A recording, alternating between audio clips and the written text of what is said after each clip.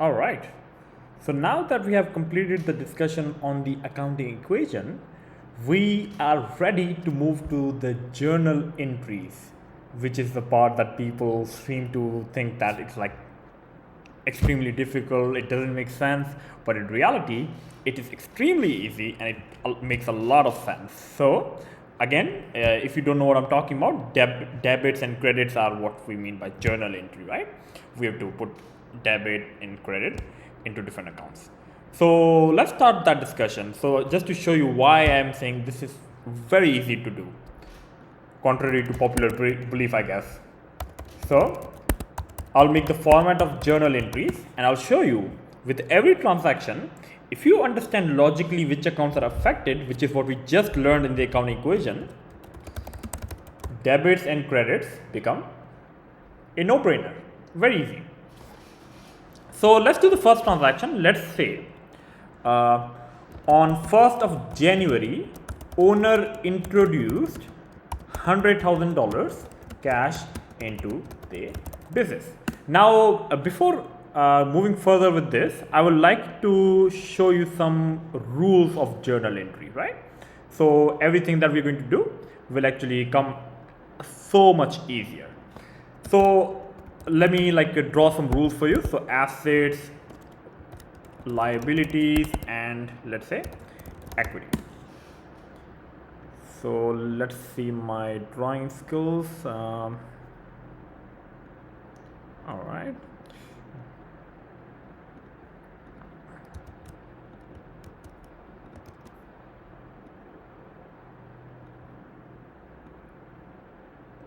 Okay, there we go. And let's do the bottom arrow.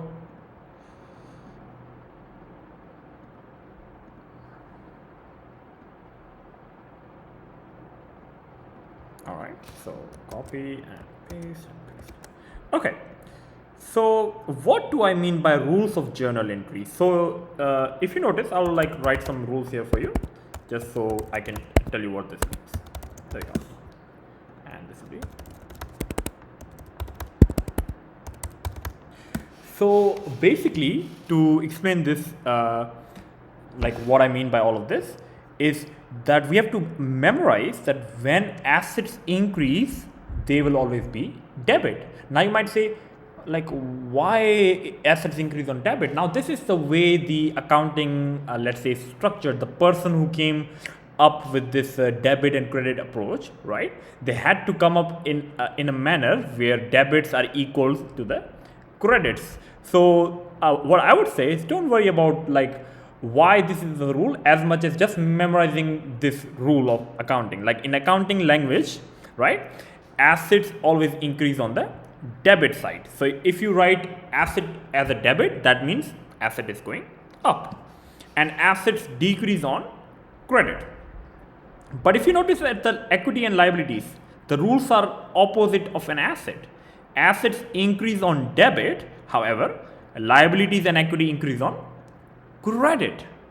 Assets decrease on credit, however, liabilities and equity decrease on debit. Now let me just show you the demonstration of why this is the best way to learn journal entries and the correct way to learn journal entries, because nowadays I see many different teachers give this acronym way or shortcut way, which doesn't really work.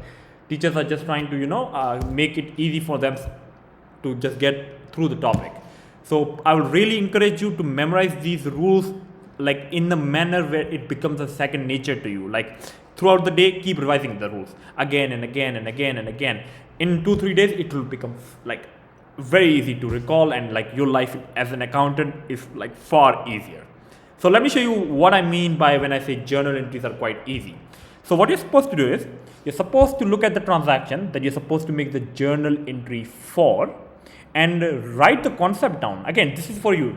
The concept part is just for you to make sure you understand what's going on. So of course, we learned that when owner puts money into the business,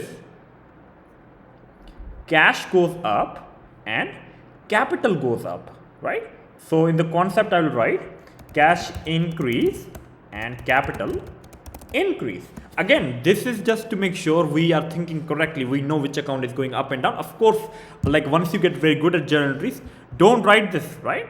because you know things correctly, like we can be sure at that point. But right now I will encourage you to write the concept just to make sure you know which account is going up or down. And now we have the moment of truth to apply the rules. Let's see.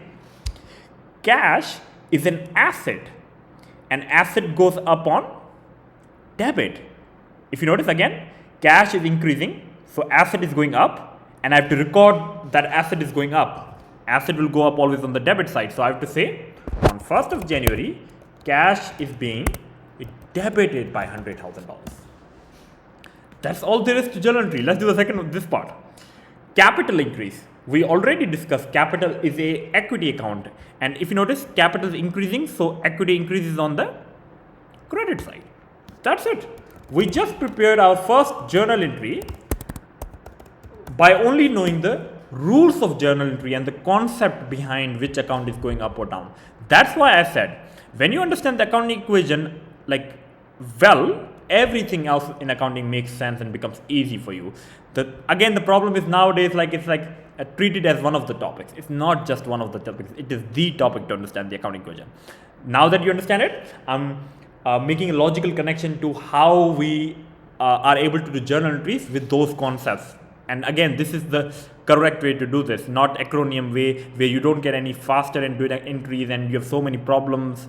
Please don't take that shortcut, because that might make it easy for one day but difficult for the rest of your life. This will, yes, of course, ask you to memorize for a couple of days to get the rules very well, like in your mind. But for the rest of your life, accounting is not a hassle. You always know what is debit, what is credit. Okay, let's do the second transaction. Let's say on 5th of January, purchased a building for let's say $20,000 cash. Again, let's do the same practice, write the concept just to make sure we understand what's going on here. So since I'm buying the building, my building asset will increase, which is also again what we talked about here. Purchasing a building increases the building. And what is the other effect? Since I'm buying the building with cash, my cash will go down. Cash will decrease. So let's add a row there. Amazing. So now again, let's apply the rules to this transaction. Building is an asset, it increases. So let's see the rule. Asset will increase on the debit side. So building will be debit. And cash is an asset, but it's decreasing. Asset will only decrease on the credit side. So cash will be credit. Now this is again the language of accounting. You know, like if you use accounting software and you just tell it cash increase, it wouldn't understand like what do you mean cash increase. But if you say cash debit, it understands that you're trying to say cash is increasing, because in accounting the language is not increase decrease, the language is debit and credit. Increase decrease is for us human beings to understand like what's going on with the transaction, right? So this journal entry is how we record transactions into our accounting system. So if you want to use accounting software and you want to record a transaction, it will ask you to prepare the entry. What is debit, what is credit, means what is increasing and what is decreasing maybe. So let's keep going. I just want to show you this. Accounting is a very easy subject, and like it's not hard, at least in my opinion. Like it shouldn't be hard for anyone unless like of course like you've not learned it in the correct way. So let's say on 10th of January, purchased a car for $15,000 on credit. Again, the same approach, write the concept. Car account will increase since I'm buying the car. And since I promised to pay money later, which is what on credit means in this case, accounts payable increases, which we also talked about in the previous topic, the accounting equation. Now again, if you apply the rules, car is an asset, asset increases on the debit, so car will be debit. And accounts payable is the liability, and liabilities increase on the credit side since it's increasing. So accounts payable will be credit. So I hope you're seeing like, if you just understand the transaction effect, you always know the entry. It's not possible for you to know the effect and not know the entry. This just never happens. So I hope this helps you realize like you have to work on the basics like in a very good way. Then everything else like you can like have some like freedom in. Let's say, and before doing that, let me also explain something else. If you notice, I'm always putting the debit item before the credit item. If you ask like, is that necessary? Yes. that is actually a, let's say, a rule in accounting to put the debit before the credit. Why that's the case? There's no reason. It's just the way it is, you know. So always put the debit before the credit. If you're giving accounting exam, that's a necessity. If you're using accounting software, it's also a necessity, because even if you make the correct entry but you write credit then debit, accounting software doesn't really understand like what you mean, you know. So it gives you an error. So always write the debit before the credit. Again, a very easy thing to get used to. All right, let's do the next transaction. Let's say on 12th of January, we paid the money back for the car previously purchased. Now what's going on here? So here, since I'm paying back the money, my cash will decrease, and since I'm paying back the owed money, so that means if I pay it back, I no longer owe the money, my accounts payable will also decrease. So again, magically we apply the rules and we'll get the correct entry. Let's see. Cash decrease, cash is an asset, asset decrease on credit. So credit, we always know we have to write like this after the debit. So let's write in the bottom area here.